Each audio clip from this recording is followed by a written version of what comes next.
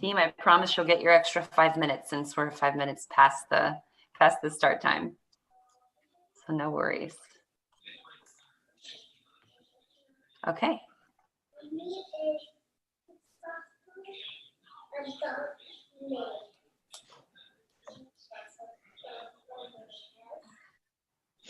All right, everyone. So thank you all for joining us for our 11 o'clock session at the ITEN Virtual Seminar of 2020. Just so you are aware, we do have an interpretation option. This session will be in English, and we have interpretation available in Spanish. Entonces, para que sepan, los cuales están acá buscando la opción de interpretación al español, sí tenemos. Allá abajo en la barra de las funciones de Zoom, pueden encontrar la opción de interpretación al español. Muchas gracias. All right, so we're going to go ahead and get started with our 11 o'clock team. We've got a team with 4 institutions from the US and Jamaica. We've got Florida International University represented, Iowa State University represented, the Ministry of Education of Jamaica represented, and FCPS, Fairfax County Public Schools in Virginia represented. So please, everyone, give a warm welcome to our team as they begin their session. All right, it's all on you, Erik. You're welcome to share your screen now. Okay, thank you. Let me do that.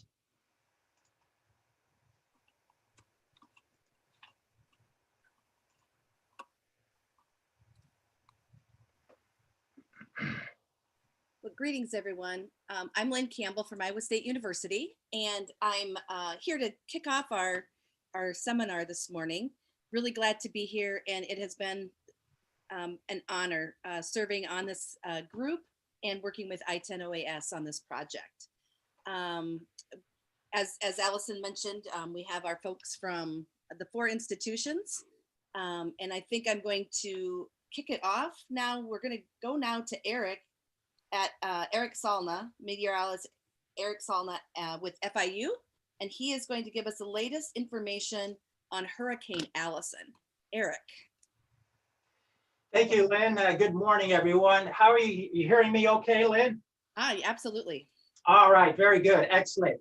Well, again, everyone, I'm meteorologist Erik Salna. I'm live at the ITEN World Broadcast Center.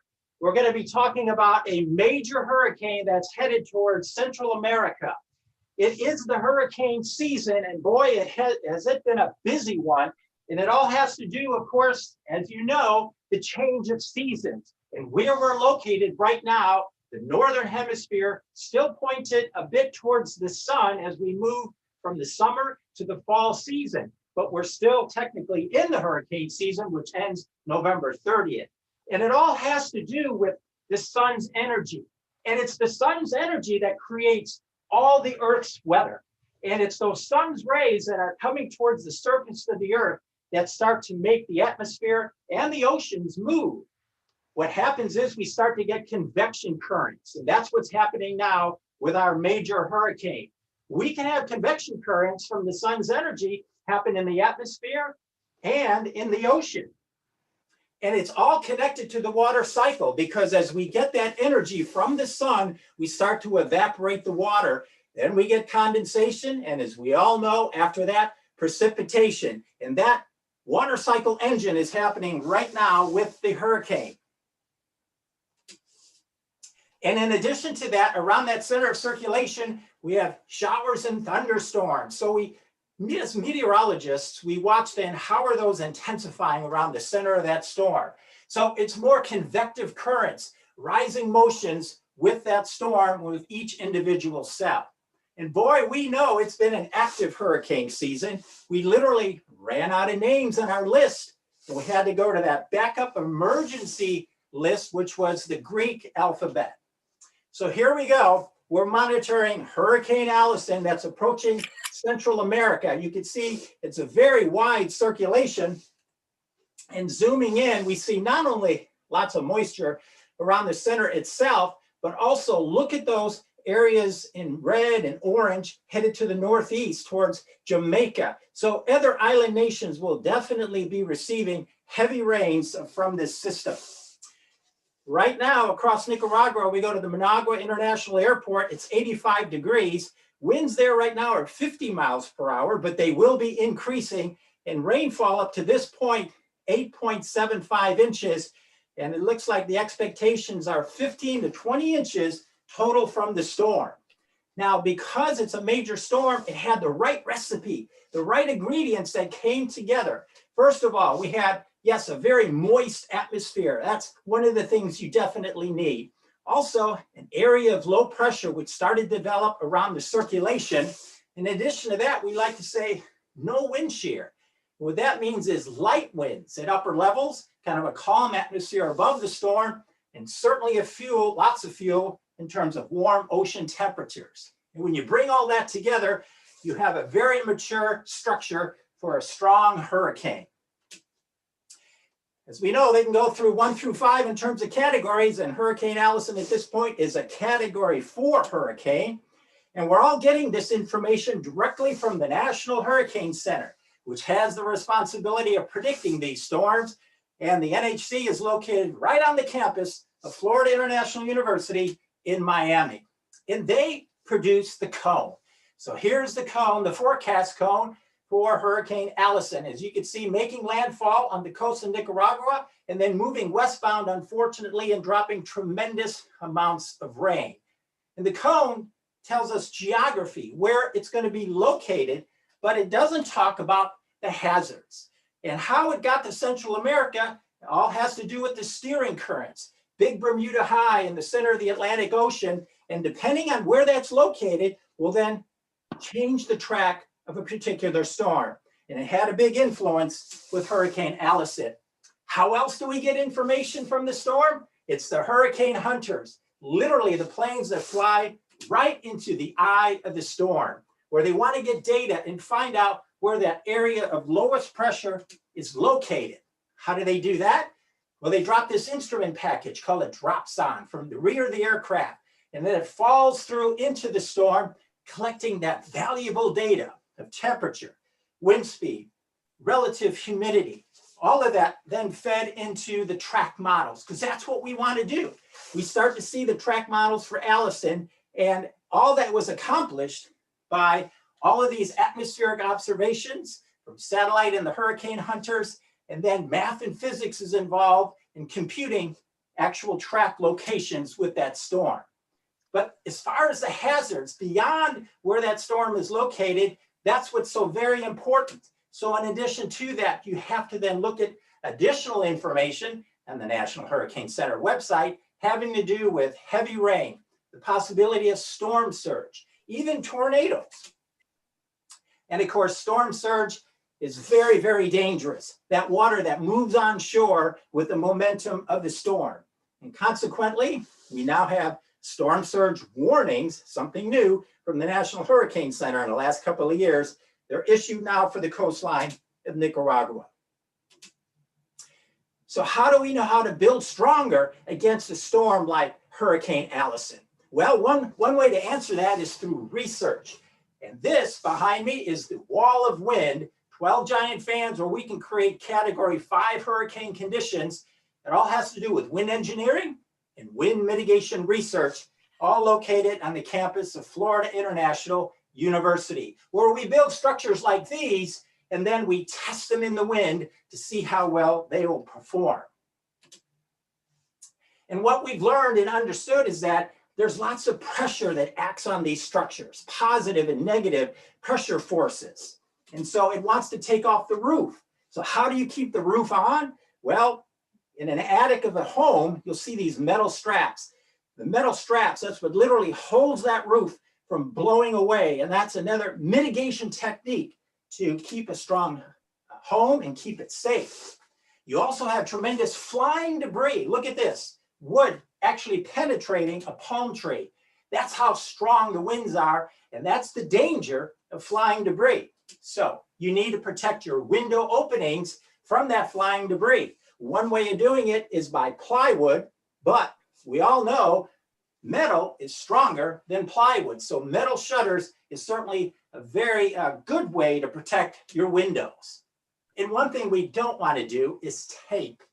We used to all do tape, but tape does nothing in protecting the window from flying debris.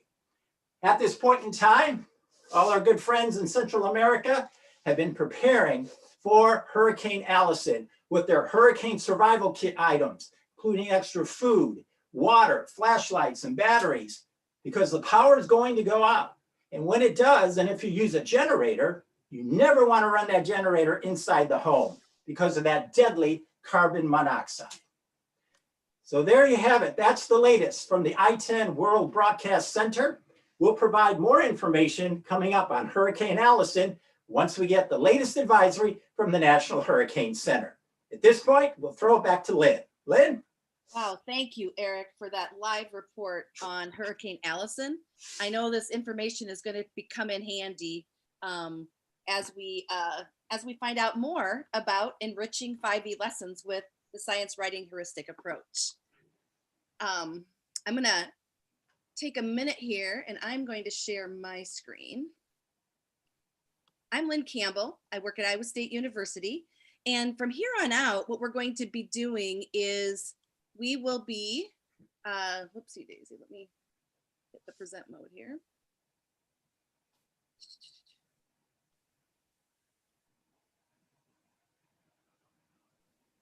And are you seeing my screen?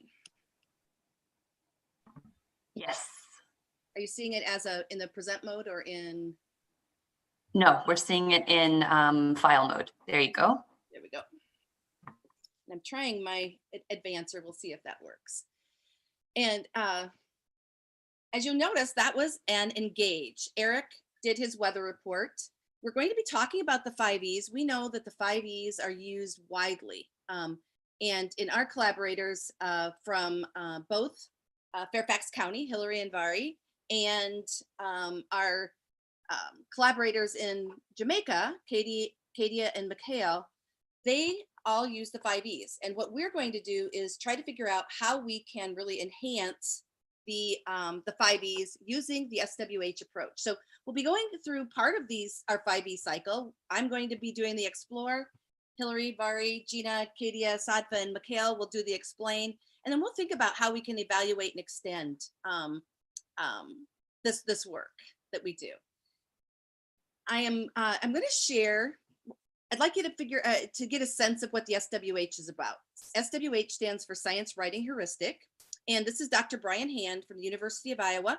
I was actually part of his research back when I was in the classroom. I was a classroom teacher for 19 years. And later in my career, I actually got to participate in his research. So let's hope that this goes off without a hitch. We'll see how that goes. You'll notice we're sharing all our resources with you. There's a Google folder that we've created, and we'll share that periodically throughout our presentation. So when people come in and out, you can see it. I've also included the links right directly on the PowerPoint so that you can access them. Sometimes it's hard to get to them. So let's hear what Brian has to say.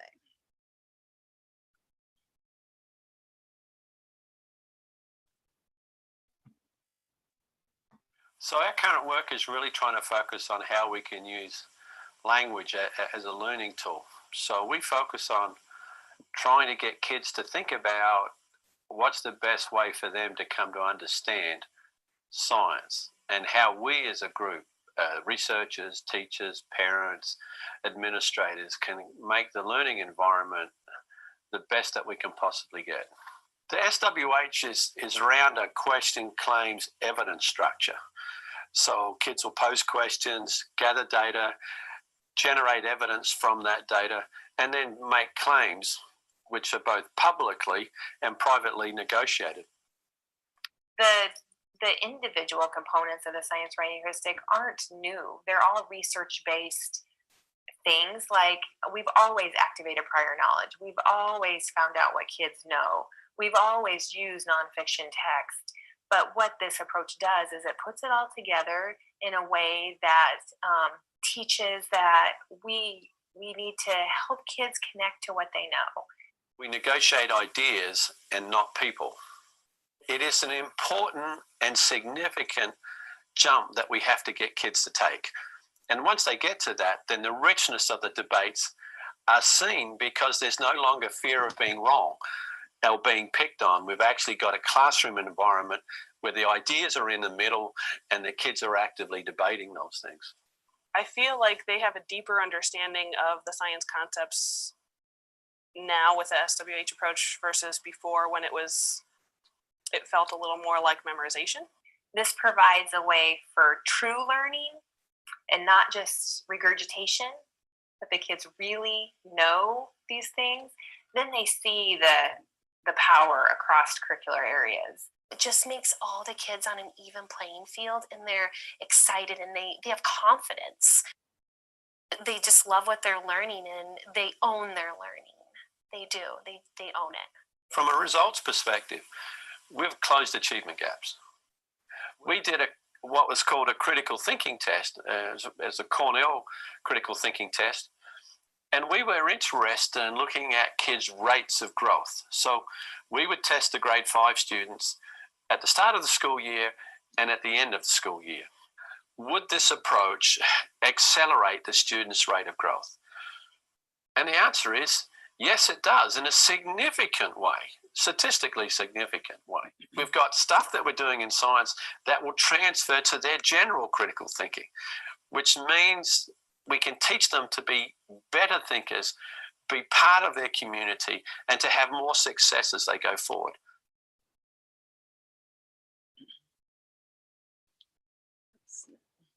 I've got to figure out how to stop that.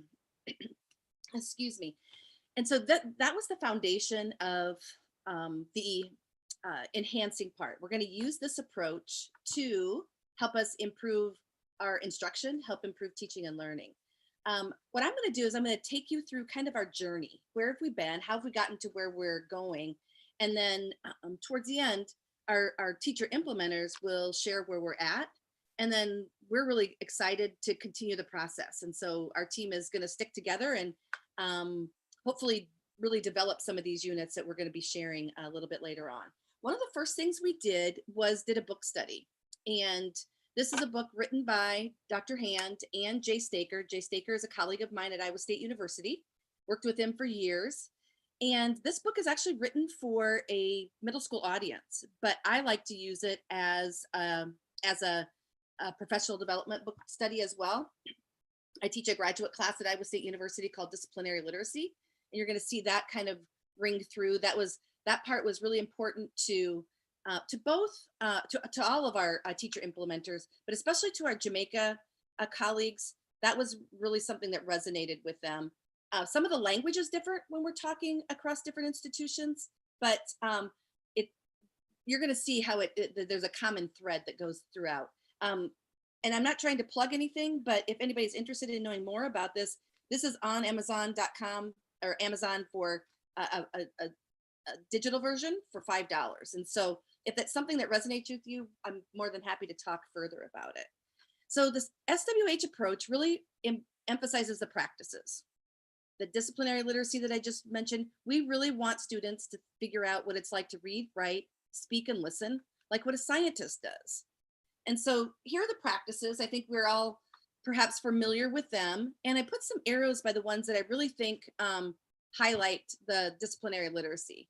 The asking questions, the constructing explanations, engaging argument from evidence, obtaining and communicating information. All of those really lend themselves to really having a foundation in that disciplinary literacy. This is a diagram that we've seen right when the next generation science standards come out, and I'm well aware that we don't all use those, but I do think it's a really good foundation. If we take a look at that center piece there, there's leverage there. That is where science, math, and literacy all have commonalities. And if you'll notice, it is about the text. It is about the literacy components, reading, writing, speaking, grounded in evidence. That sounds like something that's science. That's actually an ELA standard. Construct viable arguments. That's both math and ELA. And then if you look at number 7, engage in argument from evidence. And you could argue that some of these might be overlapped in multiple ways as well, but we like this as a way of framing, or I like using this as a way of framing how that disciplinary literacy can improve not only science, but our ELA and our math skills as well. And you heard Brian say that. It was really kind of perplexing that the math scores actually went up more than the science scores did as a result of implementation of the science writing heuristic. I also do want to say that the science writing heuristic can be implemented at any grade level. It can be, there's actually been studies done in pre-K up through the collegiate level with a chemistry professor at Iowa State University. What does it look like when using the SWH approach? And you've heard me mention the real scientists. This is a template, and this template is available in that Google folder that we're sharing. One of the challenges that I have is thinking about the SWH from the 5E perspective, and my colleagues, it's trying to share the perspective that the perspective of the SWH from a 5E perspective. And so we're kind of going both directions. It's really been awesome for me to think about how we can do this. And so I spent some time thinking about where the engage is, where the explore is, where the explain is in this process. And I know you won't be able to read this carefully right now, but again, it's available for you. This is a template, and you'll notice the first column, we think about it from a student's perspective. We want the students doing all of those things. We don't want the teachers always telling them kind of the didactic, this is how you're going to do the lab.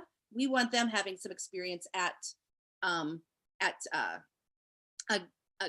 constructing those processes. And then on the other side, we want to think about it from the teacher perspective. I distilled some of the things out of there, and I just wanted to highlight where I thought those disciplinary literacy components fit. And then you're going to see this a little bit later on as we go through the presentation, so you can see what might go in those in that column. One of the things that we really wanted to do is figure out strategies. What are some things that we can do for professional development for teachers to help them implement this type of approach to enhance the 5E lessons that they already have. And then again, you'll see the evaluate. I want to think about evaluate differently. Lots of times when we think about evaluate, it's thinking about putting a score in the grade book. That's actually not what I think about when I think about a learning cycle. I want to evaluate our thinking, where, and the students, how have the ideas changed? I think that is the most important thing. And then the authentic writing assessment, I'm going to share with you some examples of authentic writing. And I like the raft. I think we've heard that from different presenters, role, audience, format, topic. And so that gives them an opportunity to write in a way that's different than just writing a dry old essay that you would put on a test. And then extend and elaborate. You'll notice that I don't have that right after the explore. I want to think about then how that connects with our new learning, and how that connects with what else I need to learn in order to understand all the concepts in the unit that we're doing. Most importantly, we're negotiating, we're arguing for ideas, we're generating claims based on evidence.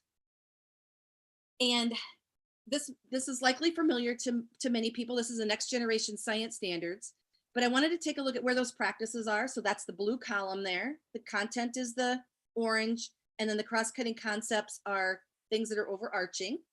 And that we want things to be three-dimensional. We believe that if we teach in this SWH type approach, that all of those elements are being integrated in at the same time, honestly, more naturally. So one of the first things that we did was we did an immersion experience. And so when we do professional development, that's my preferred way to operate, is to actually have the teachers experience what we're doing. And so you'll see the red parts in there. The red is the SWH components. And so if we just want to take just maybe a few seconds, what do you notice? What do you wonder about this? If we had a little bit more time, I might have you put it in the chat box. If you want to put some things that you notice and wonder in the chat box about this, that would be kind of fun. You can see what are you noticing and what are you wondering? Anybody have any notices and wonders? And I can't see the chat box right now, so. Do we have any notice and wonders coming in from our participants, friends? Not yet. Not yet? I'm watching it. Okay. And go ahead, because this is, I'll just keep going. So this is what we did, a notice and wonder chart with my grad students. And so these are my grad students. I have 7 grad students that are have science or math degrees and they're getting their master's in education right now. I like to use whiteboards. Somebody said the leaves are brown. They noticed the leaves are brown. Okay, the leaves are brown. Any other notice and wonders?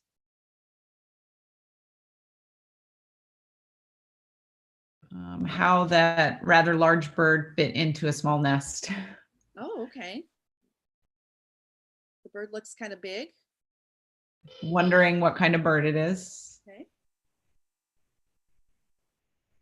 So that process is what we're doing right now. And so you'll notice that they have 3 Post-it notes. They do a notice and wonder. Then they have 3 Post-it notes where they create 3 questions. And then we create something that's called the driving question board. This is not my best effort at a driving question board.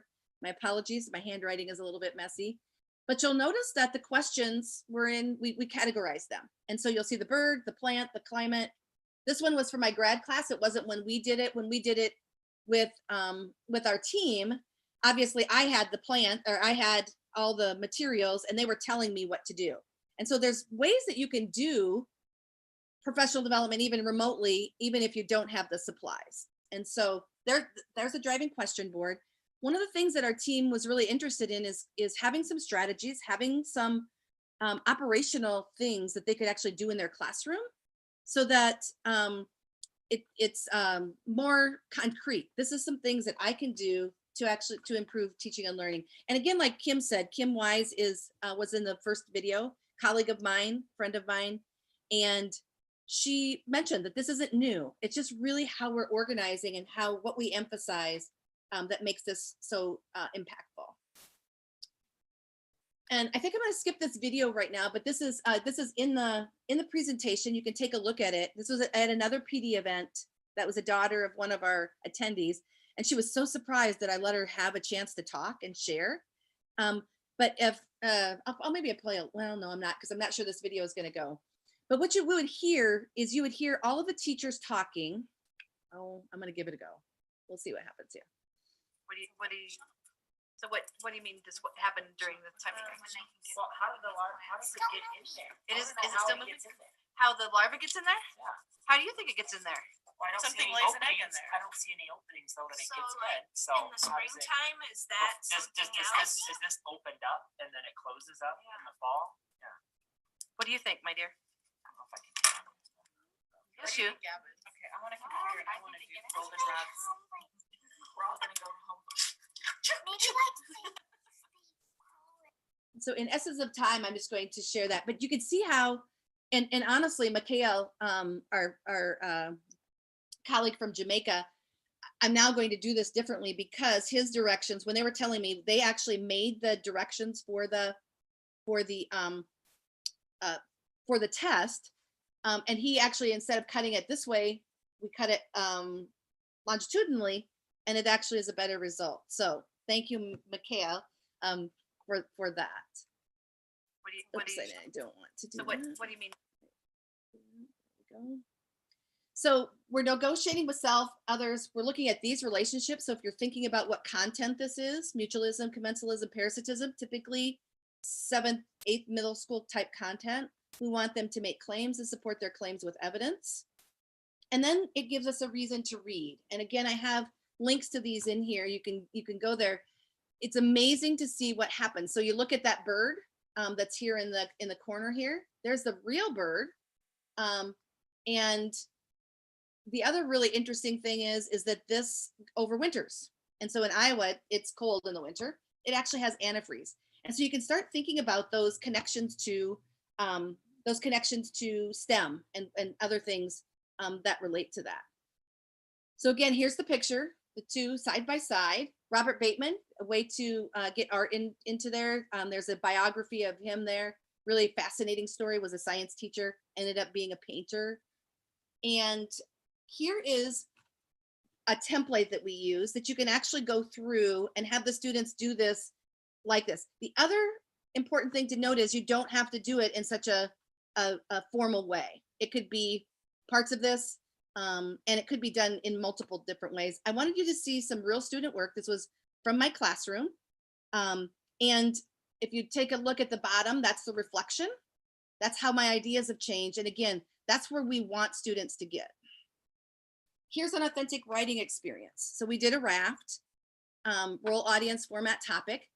I love reading how students write, and they were expected to write something so that they could, that I would know that it was one of those relationships. One of the things that I did not do, and as I went back and thought about it, I did not make her declare which one it was. And so I would do that differently if I was doing this activity again in my classroom. This is another writing assignment. You'll notice that it's from a younger student. It's actually a sad one. I was actually in the classroom. We do a monarch eggs project. You'll notice that there's maybe a monarch behind me. And this particular student had just lost his father, and that was his writing. And so when you do a writing in an elementary classroom, what you do in science can then be evaluated for your writing. And this little gentleman paid homage to his father who had recently passed away. Oh, I'm gonna cry. It was really sad the day that I was there, but how powerful the writing can be. Oh, I didn't expect that, sorry. So why is language so important in a science classroom? It's that negotiation. And you heard Brian say this, I wanted to say it again. We're gonna debate ideas, and everybody has a chance for success. When visitors came into my classroom, when I was in the classroom, they did not know who the students who needed extra assistance were and the ones that were not. And we call it special ed. I actually don't like that because I think everybody just learns differently. But nobody knew who was who in the classroom because everybody had a voice. And so a summary, here's the summary of just the 4 steps. Really, we want the practices. We want real scientists. We want to negotiate, and we want it really focused on language. And so how can we enrich those with the SWH approach? That's where we get, and I'm hoping you can connect with our Engage now. We actually wrestled with this and in figuring out how can we create a unit that might work for everybody, and how can we create a professional development. That's really where we currently are right now. And so our middle school colleagues were doing content on energy. Obviously, our colleagues in Puerto Rico, or excuse me, Jamaica. I have another colleague in Puerto Rico that I've talked about hurricanes as well. They are worried about hurricanes. It happens all the time. And even if it's not a hurricane, there's so much weather. And our colleagues from Jamaica will likely say that. So much to do, right? Look at all these standards. How can we operationalize them? And so I'd like you to think about, how can the sun be the major source of energy on the earth? And that was really transformational for us, coming up with a common question. If I had more time again, I'd give you some time to try to generate that. This slide is not going to come up just quite right. But what we ended up doing was, I created this based on all of our conversations. I created this concept map. We all did a concept map and tried to figure out how these come together. You'll notice where the star is right here. That is the convection currents. That's our colleagues from Fairfax County. And then this star right here is our hurricanes. And how can we connect convection currents and hurricanes? Does that even make sense? And I think what we heard from Erik is and indeed it does. I put this in there. We use Finding Nemo and the EAC. I like thinking about how we can connect kind of pop culture, to help that. There's Billion Bug Highway. What? How are these both related? It's the convection currents. And I'm not going to share this video, but it's a really neat video. Sometimes on videos like this, I like to share it and share without the conversation and let kids figure it out. That's something that you might do too. Whoops, and I don't want to do that. Take a deep breath. Take a deep breath. Pause that and go on. And so this is where we're at right now. So I've spent some time actually recently coming up with some strategies that teachers can do to do those things in the classroom with the Engage, with the Explore, with the Explain, with the Evaluate, and then with the Extend and Elaborate. And again, this resource is in there for you to use. And we're just at this point where we're hoping that this might give us really a direction, perhaps in the professional development that we hope to do in the coming semester, and actually give our teachers something operational to do and try and think about. Here are some resources that would have been there, and I just pulled out a few. Again, Newsella. Some of these are subscription. Defined learning is something that I really like, might be worthwhile for people to take a look at that. That is a subscription as well. But as we're all trying to figure out how to navigate this environment, some of those tools might be very useful to you. And so from here, what I'm going to do is I'm going to turn it over to our teachers who are implementing and to think about how this is changing what's happening in their classroom and get their thoughts on the impact. So Hilary and Varrie from Fairfax County, introduce yourself. The slide went away and I didn't want to mix up anything. So please do introduce yourself and tell us what you think. I can introduce us, Varrie, and then you can. Sounds good. I'm Hilary, and that's Varrie, and we're from Fairfax County Public Schools. We both teach 8th grade physical science at Fairfax County Public Schools. And this is our second time in ITEN, but first time on a project team, which we found very beneficial. And Varrie's just going to share some of our part of the process in this group. Thanks. So when Hilary and I came into this project, our real goal, we had 2 goals. The first goal was that we could develop something that we could take back to the classroom. And we could use that to enhance our own students' learning. That was one of the key things we wanted. But then we also wanted to develop something that teachers could take away, regardless of what content they taught, especially when we go into this team and that we have a lot of different, we have middle school and high school and college, so we have a lot of different variation.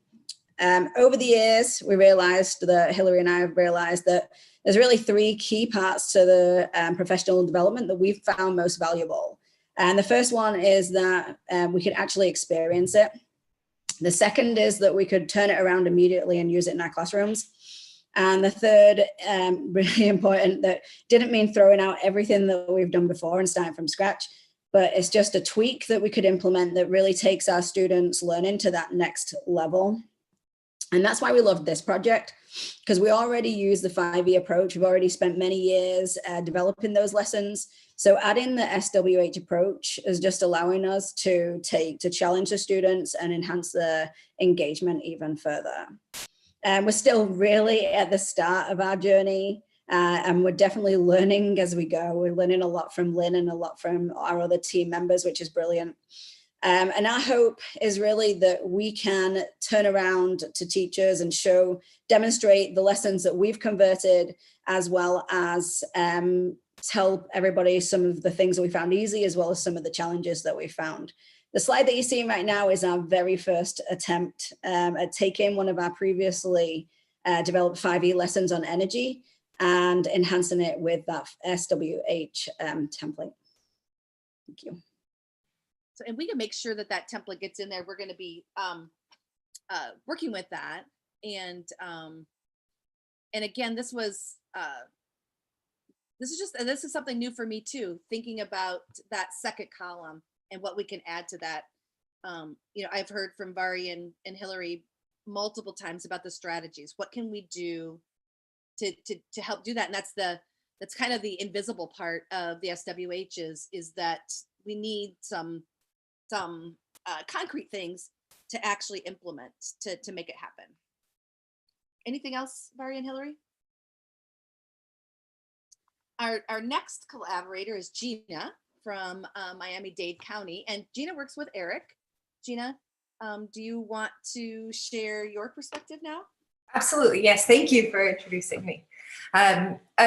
I happen to be one of the collaborators with Erik, and Erik Salna from FIU, from Florida International University, is working with me, and I have the benefit of I have the privilege of taking what I've learned here and being able to apply it in the classroom.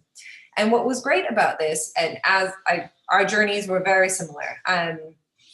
Mine, Varrie's, Hilary's, very similar in the in the respect that I was able to take what I was learning here and actually implement it into the classroom. And it provided me a really unique experience outside of the traditional prescribed labs that I have in a high school Cambridge course.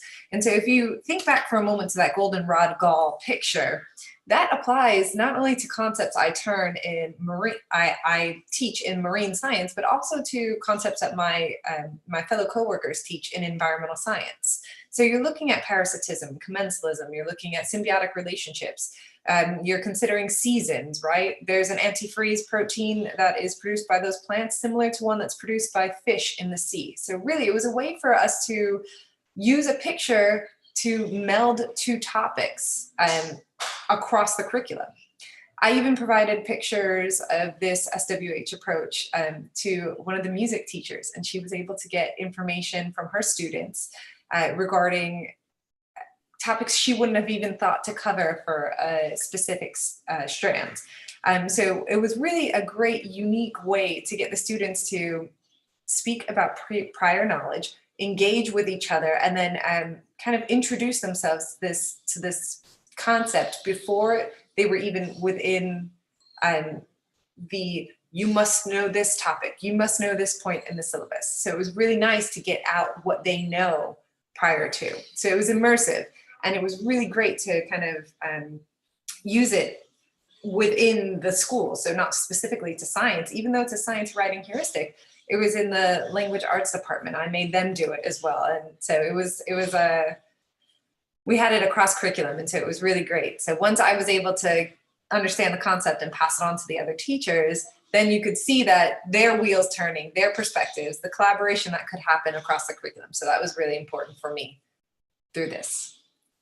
Awesome. And we love the collaboration with Gina and Erik, because their expertise, as you heard from Erik at the beginning with the hurricanes, I think maybe we'll hear more about the hurricanes and that impact from our friends from Jamaica. And Miss Kaydia, do you want to, we'll start the Prezi here. Sure. Good morning, everyone. My name is Kaydia Cunningham. Sorry, let me just, are you seeing me? Yep. Yes, yep, but we can see you. And I'm gonna start the Prezi for you here. I think I am. Can you see? Right. It seems like people are having trouble hearing it. I don't know. They're in the chat there. Hearing I'm the Prezi? hearing us, I think. Hearing us. Oh no.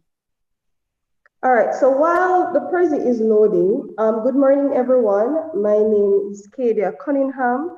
I am a teacher of science at the Cross Keys High School.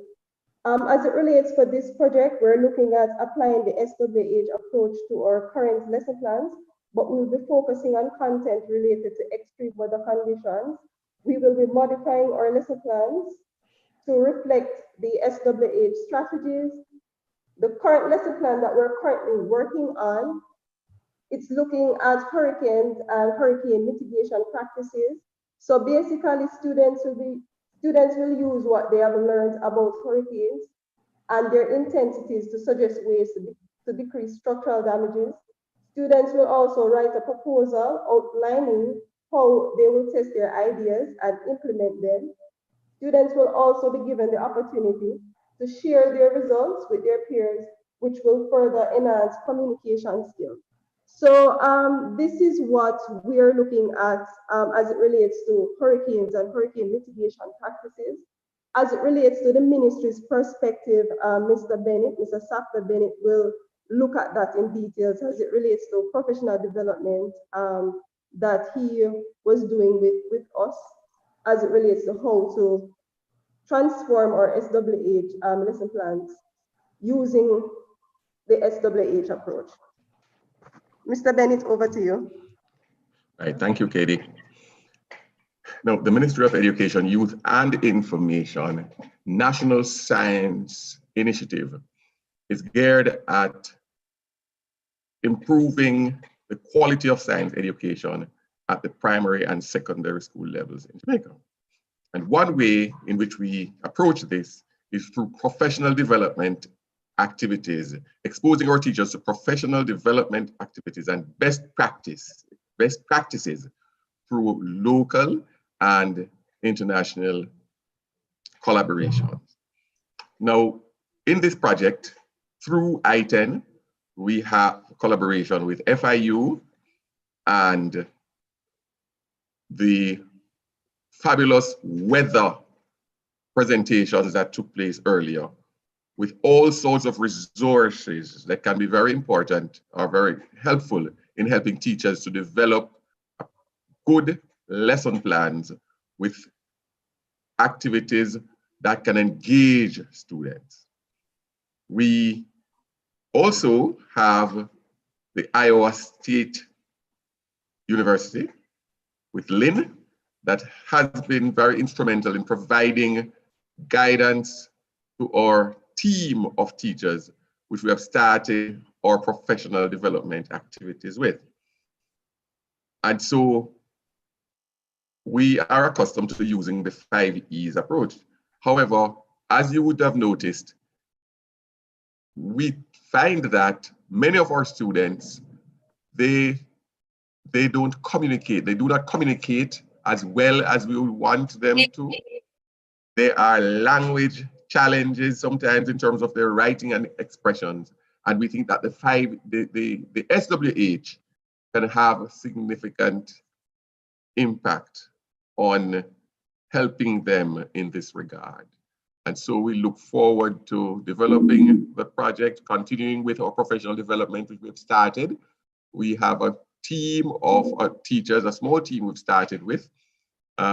We anticipate these teachers to become a trainer of trainers, and we will continue to the professional development activities at different levels. So I'm looking for very exciting things. We're looking at future studies in terms of really looking at the impact of the extent of the impact of the SWH by itself and with the 5 E's. So very interesting times. And I think our colleagues, all of us in this project are feeling very excited in terms of the prospects of where we're at this point in time. And Sadpha, I maybe mentioned the addition of the geography, and that's I think really it was an amazing collaboration the very first time we met in the direction that you're going. Right, the geography team forms our first group of teachers for professional development activity. And so we have here our contact information. Obviously, our FIU partners and their expertise with the hurricanes and the extreme weather. I'm from Iowa. I actually experienced that derecho. And ironically, we had just talked about a derecho about a week before the derecho happened.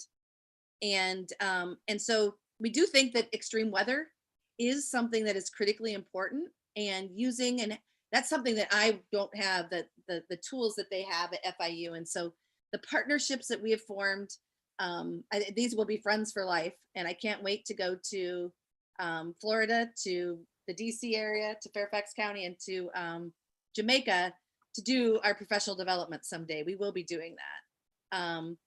And we're going to add to these. We'll get a picture of Gina in there, any information. So you'll have access to that. The PowerPoint is in the folder that we shared.